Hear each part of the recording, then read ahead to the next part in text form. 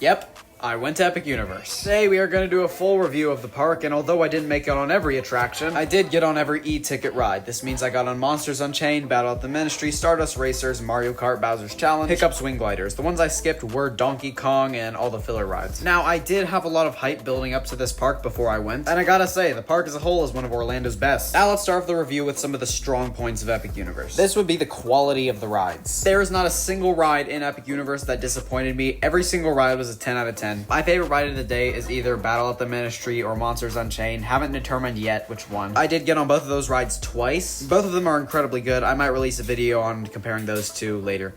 But anyway, the animatronics in Epic Universe are stacked. Like the animatronics on Monsters Unchained, Battle at the Ministry, they're both super good. Although Battle at the Ministry doesn't have that many animatronics, the few that it does have are really good though. Something I really loved about Monsters Unchained is how close the animatronics got to you and how it like threw you right into the action of the story. Universal did an incredible job on this ride, plus the queue line is sick. And overall, it's a 10 out of 10, like great ride. Battle at the Ministry's queue line is undeniably incredible. The ride itself is super fun. I did not really like how the screen at the first part was like 5 feet away from your face, but besides that, the whole thing is great. Throughout the whole thing, the entire vehicle like drops and rises, and it really feels like you're flying. The effects in the Death Eater animatronics are so lifelike, and I can understand why this ride gets a long wait time. It's really good. Mario Kart Bowser's Challenge uses a one-of-a-kind AR ride system. The entire like game is super well done. When watching POVs for this, I thought that the AR wouldn't really work well, but no, I was 100% wrong. The AR system, it blends perfectly with the sets, and the gameplay is super interactive and awesome. My final score was 122. Let me know down in the comments if you gotten higher, which you probably have. I'm not very good at that game. Ride as a whole moves a little slow, but overall it's fun. The AR elements make it feel like it's moving a lot faster than it is, and they did a great job on that ride. Stardust Racers. This one was controversial, mostly due to delays. He got delayed like 3 times before going on this. One of these delays was due to weather. The other one, I believe someone had dropped something on the ride, so I don't think it was the ride system itself. And we also did get on it twice, so I don't blame the ride for that at all. It's really fun. We did receive a single attraction pass for missing out twice, and we ended up getting on it at nighttime, which was super cool. The lighting and the music, it all just blends so well. Plus the roller coaster is like super intense. That first launch under the tunnel packs a punch. Hiccups Wing Gliders. We got on this ride one time, and it was our rope drop ride. This ride is an incredibly fun family roller coaster themed to How to Train Your Dragon. This was my mom's favorite ride of the day, and I can see why. That toothless animatronic is so lifelike, and it looks exactly like the real thing. Overall, it's a super fun coaster, and is sure to be a crowd pleaser for years to come.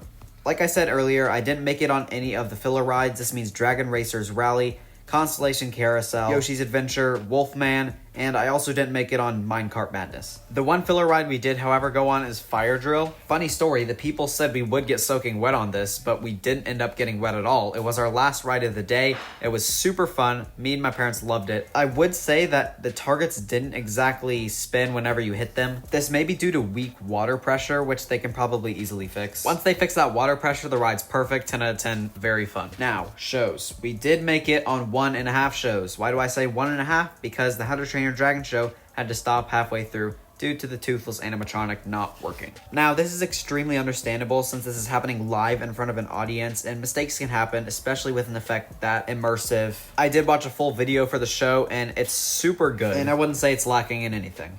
The Harry Potter show, Le Cirque Arcanu. Now, I think the show is good. I do wish they incorporated like the magic aspect of it a little more. The circus acts themselves seemed a little bit lackluster, but I would say the second half of the show is definitely better than the first half. The pre-show, however, that one's really good. It definitely gets you invested into the story and what's going on. Overall, this is a super fun show, and it's very immersive. I really like this one. Now, as far as food goes, we didn't get that much food. We were able to try the Hunter's garlic steak, as well as the mac and cheese cone. We tried butterbeer. Butterbeer is always a win. The mac and cheese cone was absolutely incredible. All of the filling is like super good on that, especially the toppings. The bread is very well seasoned and lightly toasted. This is definitely something I'm gonna get every single time. The Hunter's garlic steak is super good. It's simple yet tastes really good. The one complaint I do have about it is that garlic sauce it comes with is like room temperature compared to the warm pretzel.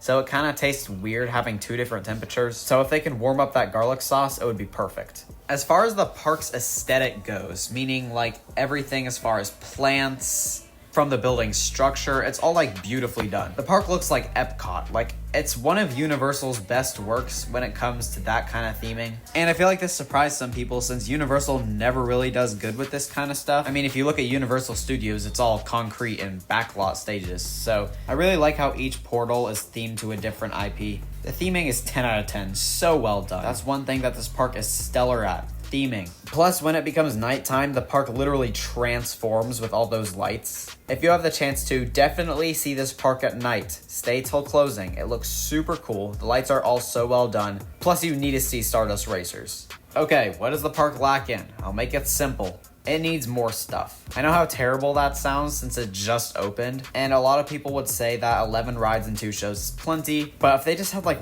one more really good dark ride, that would make this park. That's honestly the only complaint I have out of it. Rides themselves are 10 out of 10, the lands are 10 out of 10, the food is 10 out of 10, and I know that Universal's hard at work for the future of this park, so I'm not worried about a new attraction. Anyway, thank you guys so much for watching this video. If you guys want me to make a part 2, comment down below, and I'll see you guys later. Goodbye.